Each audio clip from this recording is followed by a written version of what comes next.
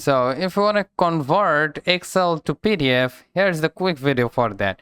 First of all, as you can see guys, we got a Excel file right over here. So let me just open this up.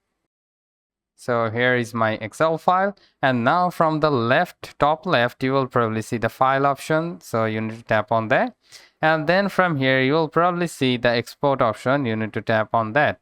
So now as you can see, we got create PDF. So we will select this one, and now simply type any name that you want to give it to. So we will write PDF test, then simply go and select the publish option. And now if we close it up, and as you can see, we got our PDF file. So if we just open this up, and as you can see guys, we have successfully saved the Excel file into PDF. So hope this video helps you out. If yes, please leave a like, and we'll see you next time.